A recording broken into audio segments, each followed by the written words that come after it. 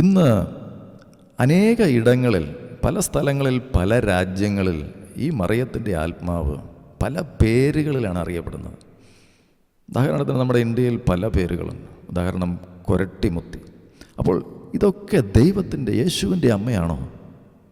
മനുഷ്യർക്ക് മധ്യസ്ഥയായി സ്വയം അവരോധിക്കുന്ന മറിയം, അത് ബൈബിളിലെ മറിയമാണോ എന്ന് നാം വ്യക്തമായിട്ട് ചിന്തിക്കണം.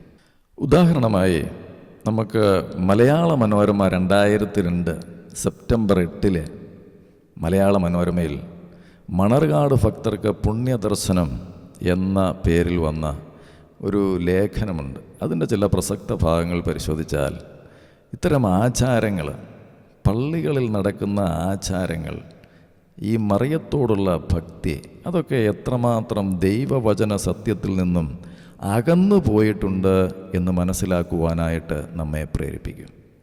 മണർകാട് പള്ളിയിലെ ആചാരങ്ങൾ ക്രിസ്തീയമാണോ എന്ന് നാം പരിശോധിക്കുക. ആ ലേഖനത്തിൽ പറയുന്ന ചില കാര്യങ്ങൾ ഞാൻ വായിക്കാം. മണർകാട് വിശുദ്ധ മർത്തമറിയം പള്ളിയിൽ വർഷത്തിലൊരിക്കൽ 8 നോമ്പിൻ്റെ സമാപന ദിവസങ്ങളിൽ മാത്രം ദർശനത്തിന് തുറക്കാറുള്ള വിശുദ്ധ ദൈവമാതാവിൻ്റെ ചിത്രം ഇന്നലെ തുറന്നു. പ്രാർത്ഥനാ നിരതരായി പള്ളിയിൽ കാത്തുനിന്ന വമ്പിച്ച ഭക്തജന സമൂഹത്തിന് അത് നിർവൃതിയുടെ ധന്യ നിമിഷമായി.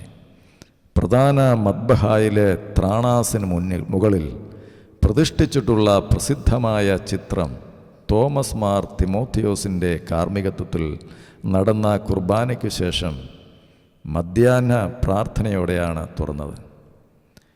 പള്ളിയും പരിസരവും ഭക്തജനങ്ങളെ കൊണ്ട് നിറഞ്ഞിരുന്നു. ഇടവക വികാരി മാത്യു പി ഏലിയാസ് കോറെപ്പിസ്കോപ്പായുടെ മുഖ്യ കാർമ്മികത്വത്തിൽ നടന്ന നടതുറക്കൽ ചടങ്ങിൽ ഒട്ടേറെ വൈദികരും പങ്കെടുത്തു. വ്രതശുദ്ധിയോടെ മാതാവിൻ്റെ മധ്യസ്ഥത തേടി ആയിരക്കണക്കിന് ഭക്തജനങ്ങൾ പള്ളിയിൽ എത്തിക്കൊണ്ടിരുന്നു.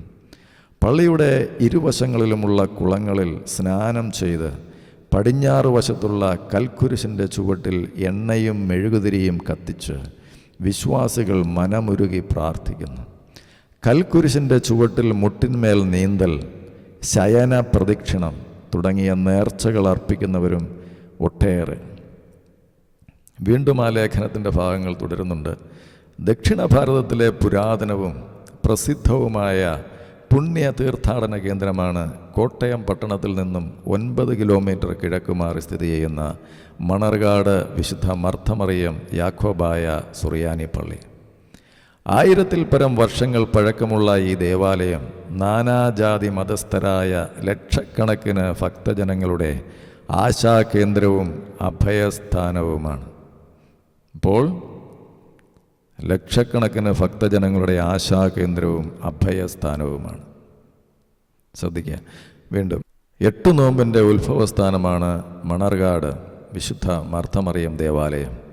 പരിശുദ്ധിയുടെ പര്യായമായ മാതാവിൻ്റെ അനുഗ്രഹം തേടി നൂറ്റാണ്ടുകൾക്ക് മുമ്പ് മുതൽക്കേ ഭക്തജനങ്ങൾ ഈ ദേവാലയത്തിൽ 8 നോമ്പിനെത്തിയിരുന്നു.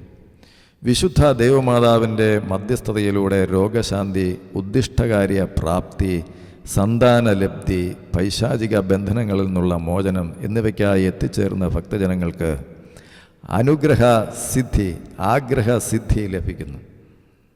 1982 ഫെബ്രുവരി 26 ആഗമാന സുറിയാനി സഭയുടെ പരമാധ്യക്ഷൻ മോറോന്മാർ ഇഗ്നാത്തിയോസ് സാഖ പ്രഥമൻ തിരുമനസ്സുകൊണ്ട് ഈ പള്ളിയിൽ വിശുദ്ധ ദേവമാതാവിൻ്റെ സുനോറ തിരുവസ്ത്രത്തിൻ്റെ അംശം സ്ഥാപിച്ചു. സുനോറ പള്ളി എന്ന പവിത്രമായ പദവിയും നൽകി. ആ വർഷം മുതൽ ഫെബ്രുവരി 26 മണർകാട് പള്ളിയിൽ സുനോറ പെരുന്നാൾ ആഘോഷിക്കുന്നു.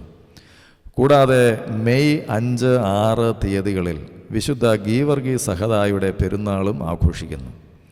സീനായി പർവ്വതത്തെപ്പറ്റി വിശുദ്ധ വേദപുസ്തകത്തിൽ കാണുന്നത് ദൈവത്തിൻ്റെ പർവ്വതമെന്നാണ്.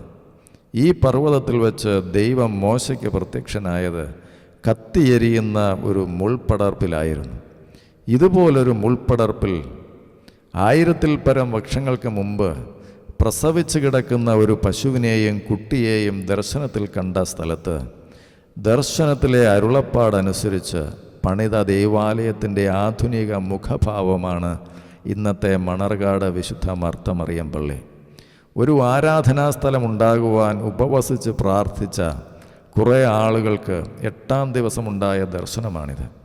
അന്ന് മുതൽ ഇന്ന് വരെയും 8 ദിവസം നീണ്ടു നിൽക്കുന്ന നോമ്പോടുകൂടി വിശുദ്ധ ദൈവമാതാവിൻ്റെ ജനന പെരുന്നാൾ ഇവിടെ ആഘോഷിക്കപ്പെടുന്നു.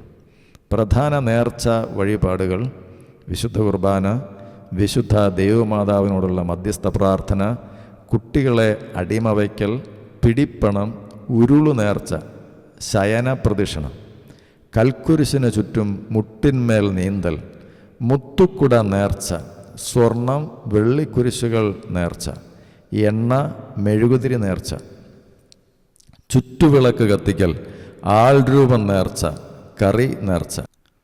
ഇത് എല്ലാം രേഖപ്പെടുത്തിയിരിക്കുന്നത് 2002 ഓഗസ്റ്റ് 31 മലയാള മനോരമ പേജ് 11 മണർകാട് പള്ളിയിൽ 8 നോമ്പ് പെരുന്നാൾ എന്ന തലക്കെട്ടിൽ വന്ന ഫുൾ പേജ് പരസ്യത്തിൽ നിന്നാണ്.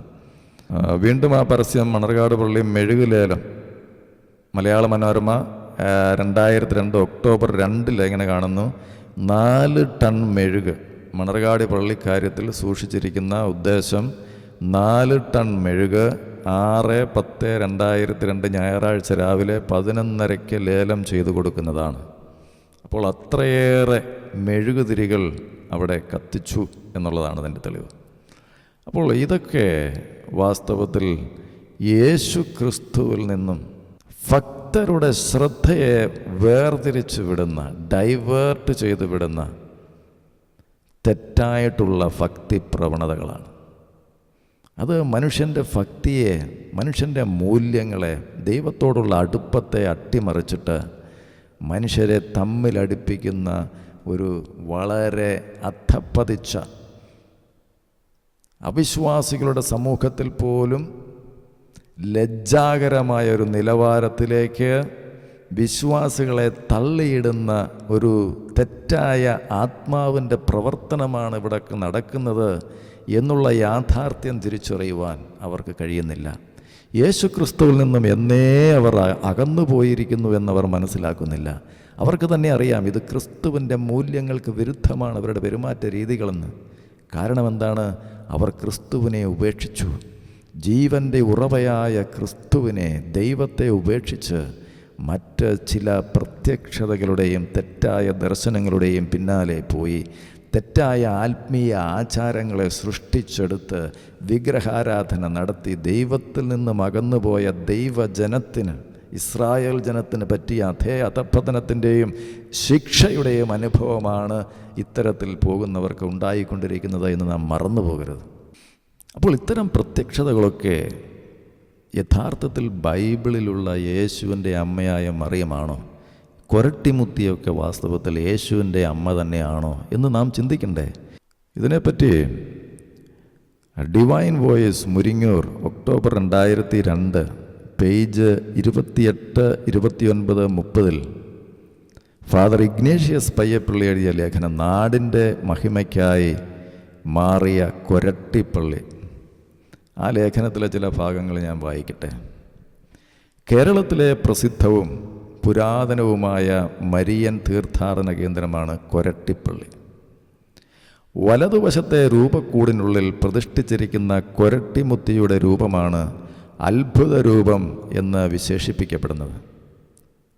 ദൈവദൂത വൃന്ദങ്ങളാൽ ആവൃതമായ ചന്ദ്രക്കലയിൽ പൊന്നക്ഷത്രങ്ങളാൽ മിന്നിത്തിളങ്ങുന്ന ചേലയണിഞ്ഞ് ഉണ്ണിയേശുവിനെ കൈകളിലേന്തി നിൽക്കുന്ന കൊരട്ടിമുത്തിയുടെ ഈ രൂപം എന്നാണ് നിർമ്മിച്ചതെന്നതിന് തെളിവുകളില്ല.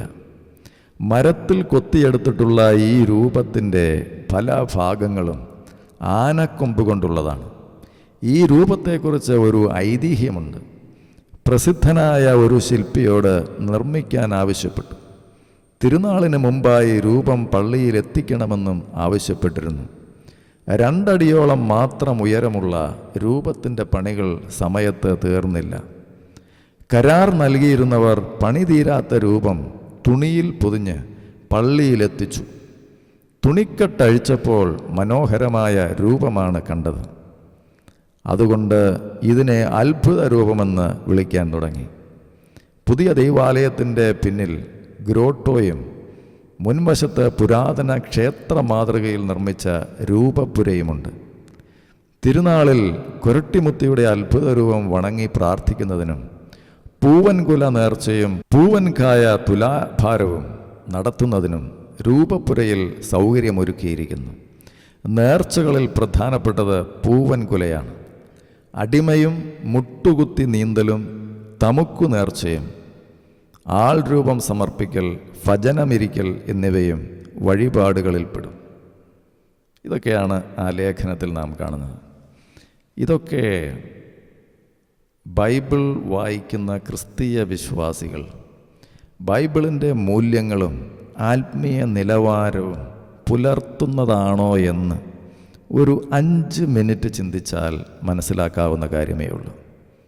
ഇത്തരം കെട്ടുകഥകളും ആചാര അനുഷ്ഠാനങ്ങളും വിഗ്രഹാരാധനകളുമൊക്കെ തള്ളിക്കളഞ്ഞിട്ട് ജീവനുള്ള ദൈവത്തെ, ദൈവപ്രതിമയായ ക്രിസ്തുവിനെ അറിയുവാൻ, ആരാധിക്കുവാൻ, ആ ദൈവത്തിൽ വിശ്വസിച്ച് രക്ഷ പ്രാപിക്കുവാൻ ഇത്തരം വിഗ്രഹാരാധനകളിലും കെട്ടുകഥകളിലും കെട്ടിക്കിടക്കുന്ന, ബന്ധിച്ച് കിടക്കുന്ന, അടിമപ്പെട്ട് കിടക്കുന്ന ഒരു ജനത്തിന് കഴിയുമോ എന്നാണ് ദൈവത്തിൻ്റെ പരിശുദ്ധാത്മാവ് ഈ അവസരത്തിൽ നിങ്ങളോട് ചോദിക്കുന്നത്.